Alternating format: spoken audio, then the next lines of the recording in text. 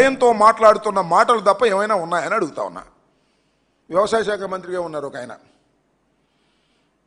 చంద్రబాబు నాయుడు గారు మొన్న అంటున్నాడు ఆంబోతాడు, అంతకుముందు నన్ననేవాడు, ఇప్పుడు ఆంబోతని ఇష్టం వచ్చినట్టు మాట్లాడుతూ ఉన్నాడు.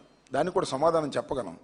ఎవరు ఆంబోతులు? నువ్వు ఆంబోతు, నీ అబ్బాయి ఆంబోతు, అంతకుమించి ఎవరు ఆంబోతులు? ఏ చేలో పడితే ఆ చేలో తినేస్తున్నారు మీరు. ఇవాళ అమరావతిలో తింటారు, ఒక స్కాములు చేస్తారు, డబ్బులు సంచులు పోగేసుకుని హైదరాబాద్ వెళ్ళి దాచుకుంటారు, అక్కడ ఇంట్లో పెట్టుకుంటారు. ఏ చేలో పడితే ఆ చేలో పడి ఇష్టం వచ్చినట్టు తినేటటువంటి అచ్చోసిన ఆంబోతులు బాబు కొడుకులు ఇద్దరు.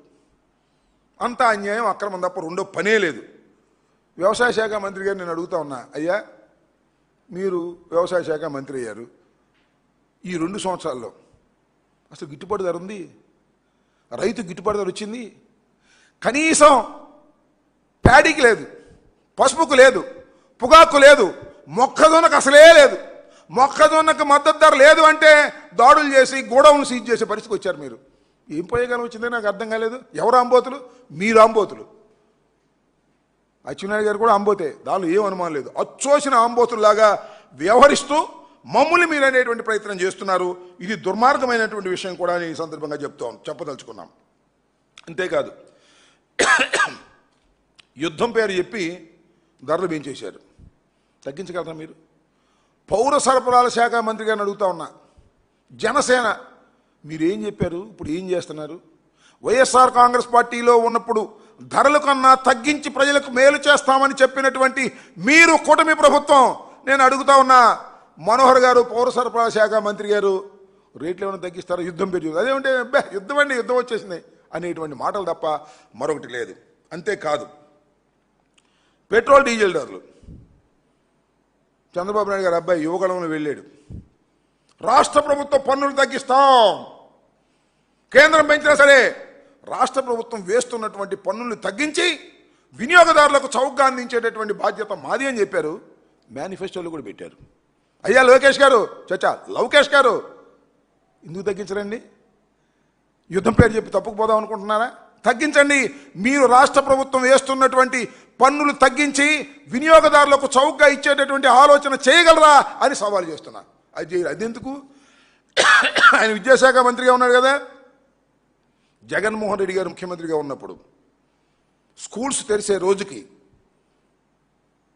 జూన్లోకి స్కూల్ బ్యాగులు వచ్చాయి, కిడ్స్. నేను చూశారుగా. ఇప్పుడు యుద్ధం అంట, స్కూల్ బ్యాగులు ఎవరంట, పోస్ట్ పోన్మెంట్ అంట. ఏమండి లోకేష్ గారు, ఊరినే ఇష్టం వచ్చినట్టుగా మాట్లాడటం కాదు కదా. నీ విధి నిర్వహణలో నువ్వెందుకు ఫెయిల్ అవుతున్నావు చెప్పమని అడుగుతా ఉన్నా. గెలిచావు మొన్న, ఓసారి ఓడిపోయావు, ఓసారి గెలిచావు, మంచి మెజార్టీతో గెలిచావు, విర్రవీగిపోతున్నావు. నాకు అర్థం కాలా.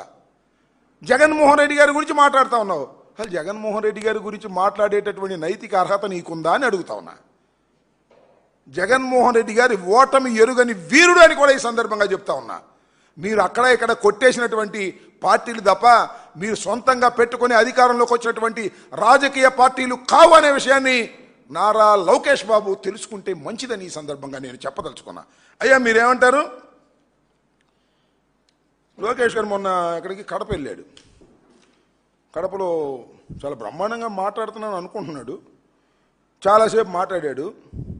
జగన్మోహన్ రెడ్డి గారికి పేరు పెడుతున్నాడు. అదేంటి మెంతాహా ఏదో పెట్టాడు పేరు, బెంతాహాయ్ అని. ఏమే నాకు అర్థం కాలేదు. లోకేష్ నోరు తిరుగుతుందా నీకు? దేశం అంతా తిరుగుతున్నావు. అయ్యో దేశమే కాదు, ప్రపంచం అంతా తిరుగుతున్నావు స్పెషల్ ఫ్లైట్లో, నోరు మాత్రం తిరగదు. తెలుగు ఉచ్చరించడం కూడా ఇంతవరకు నేర్చుకోరా నువ్వు. సైజు తగ్గావు, ఏదో మందులు వాడి తగ్గావో ఎక్సైజ్ వాడి తగ్గావో నాకు తెలియదు, కానీ సైజు మాత్రం తగ్గావు, నాలిక మందం మాత్రం తగ్గలా. తెలుగు ఉచ్చరించడం కూడా రాదు. కంపట్లేదా అన్నాడు. కనపట్లేదా అనమంటే కంపట్లేదా అంటున్నాడు. ముందు అది నేర్చుకో. జగన్మోహన్ రెడ్డి గారు తర్వాత పెడుతూ ముద్దు పేర్లు, అసలే నువ్వు ముద్దు అబ్బాయివి, మళ్ళీ ముద్దు పేర్లు పెట్టే కార్యక్రమం.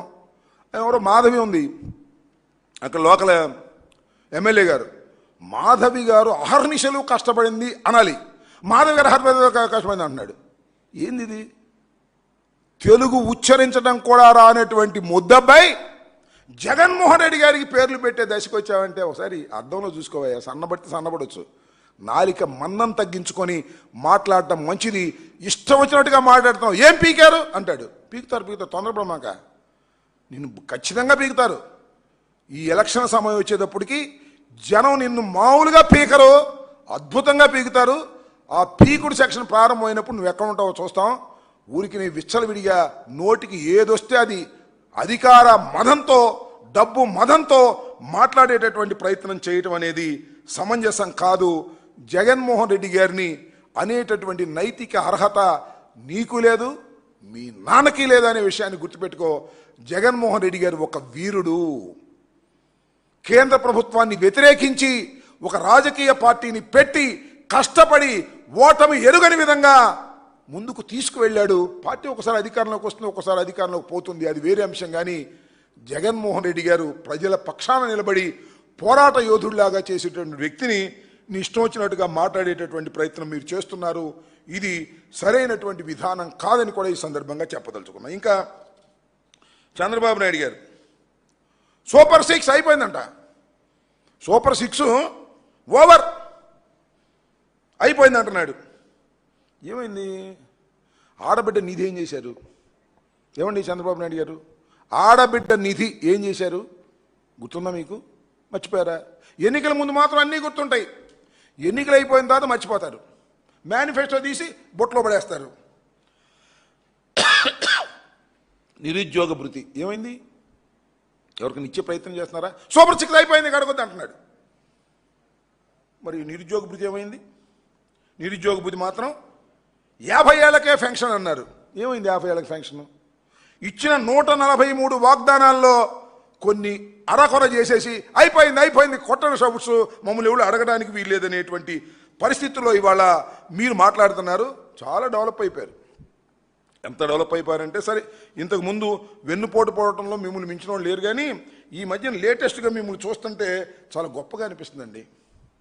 మొన్న ఈ మధ్యన ఎక్కడికి వెళ్ళాడు? కావలి దగ్గర మత్స్యకార భరోసా కోసం మత్స్యకార దేని గురించి వెళ్ళాడు. మత్స్యకారుల దగ్గర డ్రామా వేసి మొదలెట్టాడు. ఎంత అద్భుతమైన డ్రామా అండి. చేపల పులుసు వండాడంట, చేపల ఫ్రై వండాడంట, అవి తిన్నాడంట. చేపల పులుసు చెంచాతో తిన్నాడు, చూసారా?